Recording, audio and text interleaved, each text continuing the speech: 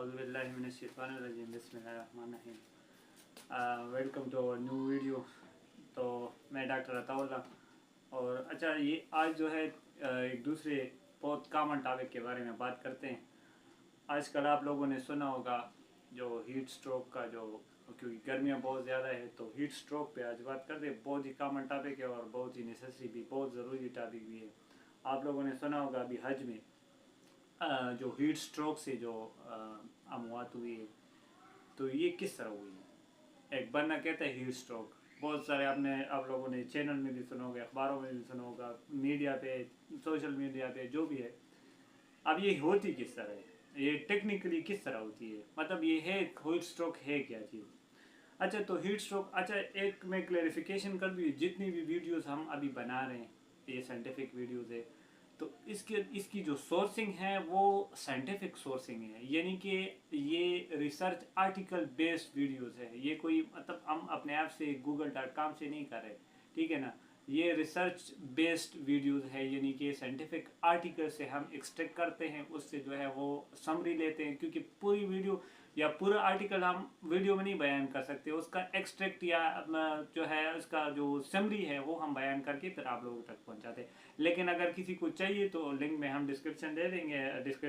Link दे देंगे, आप जो है फिर उससे वो पढ़ सकते हैं। लेकिन ये है साइंटिफिक सोर्सिंग, इसकी जो है वो साइंटिफिक सोर्सिंग है इसकी। कोई आम मतलब कोई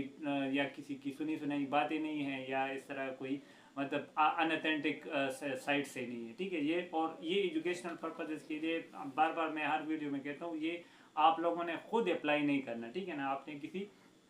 मतलब रजिस्टर्ड डॉक्टर या फार्मासिस्ट से जो है उसके मशवरे के बाद कोई चीज़ यूज़ करनी है। अच्छा देखिए, ये जो हीट स्ट्रोक है, डिफिनीशन और क्लासिफिकेशन, इसकी जो है कोई यूनिवर्सल क्लासिफिकेशन और डिफिनीशन नहीं है। इसकी कोई यूनिवर्सल ना डिफिनीशन है जिस तरह और डिजीज की है, ना इसकी कोई क्लासिफिकेशन है। लेकिन इसकी एक क्लासिफिकेशन हम करते हैं, वो है based upon the presence and absence of exertion, ठीक है ना। सादा अल्फाज में हम जो हम जानते हैं, जो आम लोग जानते हैं, हम उसको समझाना चाहते हैं इस वीडियो में। एक्सर्शन जो है, एक्सर्शन जिसको कहते हैं, वो है आप कोई एक्टिविटी करते हैं, यानी कि धूप में जाते हैं, आप कोई दौड़ लगाते हैं, या आप कोई और इस तरह एक्टिविटी करते हैं जिसमें आपकी बॉडी जो है वो जिस्मानी लिहाज से आपकी बॉडी जो है वो इन्वॉल्व हो, तो उससे जो है जो हीट स्ट्रोक होती है, आपसे जो पसीना निकलता है, या आपके जो मतलब आपकी जो एनर्जी वेस्ट होती है, उसकी वजह से अगर कोई आपको हीट स्ट्रोक होती है तो उसको हम एक्सर्शनल हीट स्ट्रोक कहते हैं, और एक जो है वो नॉन एक्सर्शनल हीट स्ट्रोक है। मेडिकल टर्मिनोलॉजीज है ये, इस तरह इसकी जो है वो डिफिनीशन या क्लासिफिकेशन हम करते हैं। अच्छा जो एक्सर्शनल वेट है, हीट स्ट्रोक है जिसको हम जानते हैं, वो या तो आप सोल्जर्स पे आती है, क्योंकि वो धूप में खड़े होते हैं, या कोई मजदूर होते हैं, या एथलीट्स जिस तरह होते हैं जो दौड़ लगाते हैं। हज में आपने जो देखा, आज में वो लोग जब तवाफ़ करते हैं, या जो अरफात के मैदान में बिल्कुल खुले आसमान तले रहते हैं, तो उन पे भी हीट जो है डायरेक्ट हीट पड़ती है, उसकी वजह से जो हीट स्ट्रोक होती है उसको एक्सर्शन कहते हैं, ठीक है।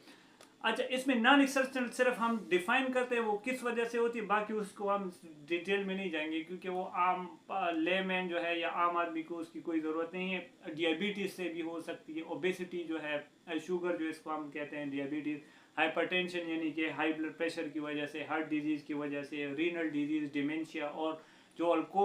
लोग अल्कोहल पीते उनकी वजह से भी जो है इन डिजीज़ या इन बीमारियों की वजह से भी हीट स्ट्रोक होती है। लेकिन वो जो है हम यहाँ पे डिफाइन नहीं करते, क्योंकि वो आम पब्लिक जो है उससे इतना वो ना जानती है, और ना उसको जो है इतनी ज़रूरत है डिटेल की, ठीक है। अच्छा अब ये हीट स्ट्रोक, ये तो डिफिनीशन हो गया हीट स्ट्रोक जिस तरह हम कहते हैं हीट स्ट्रोक। अच्छा अब इसकी जो है, जिसको हम कहते हैं कि इसकी काज क्या है, इसको पैथोजेनेसिस कहते हैं, यानी कि एक चीज़, एक डिजीज़ के पीछे या एक बीमारी के पीछे वजूहात क्या है, इसको मेडिकली पैथोजेनेसिस कहते हैं। लेकिन आम अल्फाज में अगर कोई बंदा लेमैन हो तो वजूहात क्या है। अच्छा वजूहात जो है इसकी जो है हम डिस्कस करेंगे। वजूहात जो है वो है इसकी टर्मो रेगुलेशन। सबसे बड़ी जो वजह है वो है टर्मो रेगुलेशन। देखिए हमारी बॉडी की टेम्परेचर जो है वो कुदरती तौर पर 37 पे मेंटेन होती है, ठीक है ना। 37 पे वो मेंटेन होती है हमारी बॉडी की, चाहे चाहे बहुत सर्दी हो चाहे बहुत गर्मी हो। वो अल्लाह ताला ने इस तरह हमारी बॉडी को बनाया हुआ है कि उसको वो रेगुलेट करते हैं इसको जो है मेंटेन रखते हैं 37 पे, ठीक है। अगर ज़्यादा हो जाए तो हम कहते हैं टेम्परेचर है एक बंदे को, कम हो जाए तो फिर सर्दी लगती है, वो भी ठीक नहीं है। तो ये बिल्कुल 37 पे मेंटेन होती है, ठीक है ना, 37 डिग्री सेल्सियस पे, फ़ारेनहाइट नहीं सेल्सियस पे, ठीक है ना, वो रेगुलेट होती है। अच्छा, अब इसको रेगुलेशन के लिए जो है वो बहुत सारे मैकेनिज्म्स हैं, बहुत सारे मैकेनिज्म हैं, जैसे स्वेटिंग है। स्वेटिंग में जो है वो पसीना निकलते हैं, अगर बॉडी का टेम्परेचर ज़्यादा हो रहा है तो आपसे स्वेटिंग हो जाती है, स्वेटिंग की वजह से, पसीने निकलने की वजह से आपकी बॉडी की टेम्परेचर वो जो है 37 से अगर ऊपर हो रही है तो वो नॉर्मल आ जाती है, तो इसको जो है वो नॉर्मलाइजेशन की तरफ आ जाती है, ठीक है ना, और स्वेटिंग जो है। अच्छा, इसके अलावा जो है रेडिएशन, कन्वेक्शन, वेपोराइजेशन, ये सब सारी चीज़ें, ऐसे सारे जो मैकेनिज्म है ये जो है हमारे बॉडी को रेगुलेट करते हैं। अच्छा, अब हीट स्ट्रोक में होता क्या है, ठीक है ना। अब हीट स्ट्रोक चूंकि आपको डायरेक्ट सनलाइट पड़ती है, डायरेक्ट सनलाइट जो है हमारे ऊपर, सर के ऊपर पड़ती है, तो उसमें जो है, उसमें क्या होता है, उसमें जो है हमारा जो सिंपैथेटिक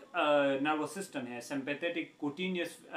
वेजोडाइलेशन जो है, ये सिंपैथेटिक नर्वस सिस्टम जो है, ये मेडिकल टर्मिनोलॉजी है, लेकिन थोड़ा सा हम जो है इसको आम सादा जुबान में समझाने के लिए, अब जो वेजोडाइलेशन है, हमारे जो आम सादा समझाते हैं, जो स्किन में या हमारे जो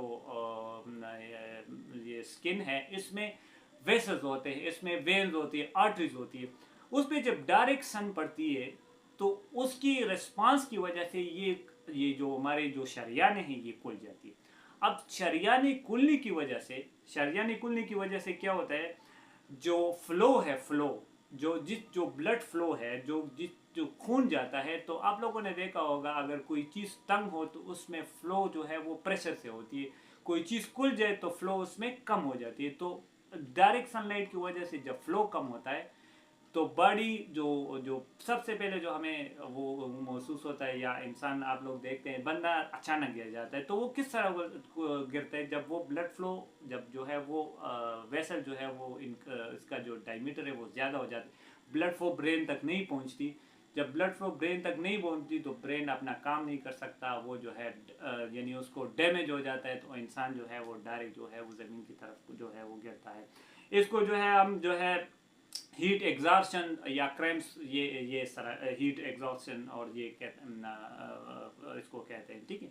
अच्छा, अब जब डायरेक्ट हीट पड़ती है इंसान पे तो उससे एक्सेसिव स्वेटिंग होती है, हम पहले भी कह चुके हैं कि बाद जो है रेगुलेशन के लिए वो जिस्म जो है वो स्वेटिंग करती है। स्वेटिंग की वजह से क्या होता है, स्वेटिंग की वजह से हमारी बॉडी से साल्ट और वाटर वो एक्सेसिव अमाउंट में से जो है वो निकल जाते हैं। जब वो निकल जाता है, आपको पता होगा जब साल्ट जिस्म से निकलता है तो वो अपने साथ पानी भी ले जाता है। जब पानी निकलता है, साल्ट निकलता है, तो उसकी वजह से वेजोडाइलेशन जो है वो हो जाती है, यानी कि शरियानी खुलती है, और जब शरियानी खुलती है तो आर्गन्स तक इंक्लूडिंग ब्रेन वो जो है वो ब्लड नहीं पहुंचा, और वो जो है वो डैमेज होना शुरू हो जाती है। तो और अमवात भी इसी वजह से होती है कि जब साल्ट और वाटर निकल जाता है तो ब्लड वॉल्यूम कम हो जाता है, और ब्लड वॉल्यूम कम होने की वजह से वो जो ब्लड नहीं पहुंचता आर्गन तक, तो उसमें मल्टीपल आर्गन फेल्योर हो जाते हैं, और अमवात भी जो है इसी वजह से, मल्टीपल आर्गन फेल्योर की वजह से होती है इसमें, आपकी हीट स्ट्रोक में, ठीक है। तो ये तो इसके जो है वो काज हो गए हीट स्ट्रोक, जिसको हम कहते हैं कि हीट स्ट्रोक से इंसान क्यों मरते हैं। अच्छा, अब ट्रीटमेंट इसकी क्या है, ट्रीटमेंट देखिए, हीट स्ट्रोक जो है, हीट स्ट्रोक एक इसकी जो ट्रीटमेंट है वो है वो इनिशियल कूलिंग है। इनिशियल कूलिंग जो है, आपने एक बंदे को हीट स्ट्रोक हो चुका है तो आपको इसको इनिशियली आपको इसको कूल करेंगे, इसकी बॉडी टेम्परेचर जो है वो आप नीचे लेकर आएंगे ताकि वो जो वेसल्स डायलेट हुए हैं वो कंस्ट्रक्ट हो जाए, ठीक है ना। अच्छा, इसके बाद आपने दूसरा क्या काम करना है, मैनेजमेंट ऑफ आर्गन डिसफंक्शन। जो आर्गन जो जो वेजोडाइलेशन की वजह से या ब्लड वॉल्यूम के कम होने की वजह से जो आर्गन्स डैमेज हुए हैं, आप उसको कंट्रोल करेंगे, जो आर्गन्स डैमेज है उसको आप कंट्रोल करेंगे। अच्छा, इसके साथ आर्गन आप किस तरह डैमेज कंट्रोल करेंगे, वो जो इलेक्ट्रोलाइट्स लॉस हुए या जो साल्ट एंड वाटर लॉस हुए, आप इसको इंट्रावेनसली वो देंगे, यानी कि आप इसको जो है इलेक्ट्रोलाइट्स आईवी के थ्रू जो है वो देंगे, ताकि वो जो लॉस हुए इलेक्ट्रोलाइट्स जो है वो एक्सेसिव स्वेटिंग की वजह से वो जो है वो आप इसको काउंटर कर ले, ठीक है ना। ये तो है, ये आप ये करेंगे हीट स्ट्रोक में। अच्छा, अब देखें इलाज जो है वो इससे बेहतर जो है वो एहतियात है। आप एहतियात क्या करेंगे इन दिनों में? देखें इन दोनों में ये जो आपको इलाज से ज़्यादा आपको एहतियात की ज़रूरत है, तो आप एहतियात जो है वो क्या कर सकते हैं ताकि आप हीट स्ट्रोक से जो है वो आप बच सके, ठीक है ना। एहतियात ये है कि देखिए, एहतियात में आप ये है कि आप जो डे टाइम है, डे टाइम एक्टिविटीज़, सबसे पहले डे टाइम एक्टिविटीज़ को कम से कम रखें, ठीक है ना। अगर आप फिर भी आप कोई डे टाइम एक्टिविटीज़ करते हैं तो आपको मतलब फिर डायरेक्ट सनलाइट जो है वो एक्सपोज जो है उसको अवॉइड करना चाहिए। डायरेक्ट सनलाइट के जो है आप सर के ऊपर कोई मतलब कोई इस तरह वाइट हेलमेट या जो भी है जो आपको डायरेक्ट आपके हेड को बचाती है सनलाइट से, तो वो आप ले सकते हैं, आपको हेड को कवर करेंगे, ठीक है ना। आउटडोर एक्टिविटीज जो है आपने ड्यूरिंग द डे लाइट आपने जो है वो कम रखनी है। अच्छा, कंज्यूमिंग लिक्विड्स जो है आपने लिक्विड्स बहुत ज़्यादा कंज्यूम करनी है, क्योंकि जो आपकी बॉडी में एक्सेसिव स्वेटिंग की वजह से जो वाटर निकलते हैं, जो वाटर साल निकलते हैं, तो आपने फिर उसी तनासब से या उसी रेशो से आपने वो लिक्विड्स जो है वो कंज्यूम करनी है। अच्छा, आपने कपड़े जो है जो आपकी वेयरिंग्स है वो लूज़ रखनी है, वो लूज़ फिटिंग आपने पहननी है, लूज़ फिटिंग हो, वो जो है हवादार हो, जिसमें जो है वो आपको जो है वो हवा जो है वो, यानी कि उर्दू में हम जिस तरह कहते हैं हवादार कपड़े हो, जिस तरह आपको जो है वो घुटन महसूस ना हो। इसके अलावा लाइट कलर पहनने चाहिए, डार्क कलर आपको बिल्कुल अवॉइड करना चाहिए, क्योंकि वो सनलाइट को अट्रैक्ट करती है, ठीक है ना। तो आपको लाइट कलर क्लोथिंग जो है वो करनी चाहिए, ठीक है ना। अच्छा, इसके अलावा अगर कोई मेडिकेशन लेता है और वो जो है लिक्विड लॉसेस के उसमें हो सकती है, मेडिकेशन के साइड इफ़ेक्ट हो, तो उस बंदे को भी बाखबर रहना चाहिए इन दिनों में कि वो उनकी जो रेगुलर मेडिकेशन लेती है उसकी वजह से वो जो लिक्विड लॉस होती है, तो वो जिस तरह के फ्यूरिसमाइड है, मेडिकली हम कहते हैं लेसेक्स जो है, वो जो हाइपरटेंशन के लिए यूज़ होता है, या CCF में यूज़ होता है, या जो किडनी फेल्योर में यूज़ होता है